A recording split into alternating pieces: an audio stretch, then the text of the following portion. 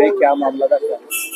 ये जो पीजीआई का मामला था जिसमें बाहर के लोगों को भर्तियों को लेके था, और हमारे को कुछ जो भर्ती होने वाले बच्चे थे अपने यहाँ के हरियाणा के, उन्होंने बुलाया था। तो उस मामले को लेके ही जहाँ पे जो इशू हुआ था, तो उसको लेके आज तारीख थी। और ये तो कोर्ट में मेरा तो यही मानना है कि भाई हम तो ये तो जरूर अपील करेंगे कि जितना जल्दी हो उसके फैसले आ जाए तो और अच्छा फास्ट ट्रैक कोर्ट में केस डाल दे सरकार मेरे, तो मैं सरकार का बड़ा धन्यवाद करूंगा। क्योंकि अब इतनी तारीखें इतने केस हैं, अब 10-10 साल तक चलेंगे तो चीजें जो भी होना फैसला हो तो न्यायपालिका का जो भी है वही होगा।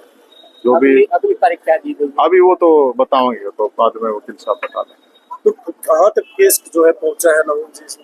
अभी केस तो कहाँ तक, वो तो अभी शुरू हुआ है, अब शुरू होगा वो तो सालों साल चलेगा, 10 साल चल जाए, 15 साल चल जाए, कितने भी दिन चल जाए। तो जी आपने जो है भर्तियों को लेकर जो ये विवाद हुआ था, आप जो एचकेआरएन के तहत लगे हुए कर्मचारियों को जो है रिलीव किया जा रहा है, क्या कहेंगे उस पर? देखो वो किस पॉलिसी के तहत किया जा रहा है, क्या किया जा रहा है, मुझे तो इतना जरूर है कि मुख्यमंत्री जी की हमने तो ये सुनी थी कि किसी को भी निकालेंगे नहीं, और जिनको निकाला जा रहा है उन लड़ाई तो खुद लड़नी पड़ेगी, कोई दूसरा तो आगे लड़ेगा नहीं भाई। और हम तो बिल्कुल साथ है, जिनके साथ भी गलत होगा, जिसके साथ भी अन्याय होगा, क्योंकि रोजगार तो मुझे लगता है देना चाहिए सरकार को। 1.5-2 लाख तो वैसे वैकेंसी खाली पड़ी है अलग अलग डिपार्टमेंट्स में, जहाँ पे पहले 100 आदमी आया करते वहां पे 40 रह रहे हैं, तो हटाने की जरूरत है नहीं।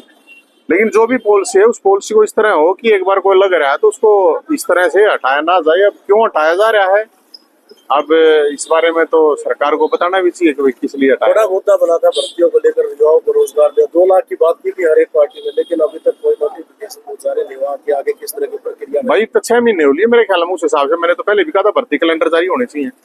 भर्ती कैलेंडर जब तक जारी नहीं होंगे तो भर्तियों पर तो राजनीति होगी, और फिर चुनाव होगा तो फिर भर्ती करते हो। ये मतलब बेरोजगारों पे मतलब एक यही कह सके राजनीति होती है कोई भी पार्टी, और पक्ष को भी विपक्ष को भी बोलना चाहिए ना, विपक्ष भी चुप रहे, वो भी सांस ना काटते, अब क्या करा बताओ, वो भी कुंभकर्ण की नींद कल जो है प्रधानमंत्री नरेंद्र मोदी आए थे हिसार में, उन्होंने कहा था कि एयरपोर्ट लगने से रोजगार के अवसर प्राप्त होंगे, क्या कहना चाहिए?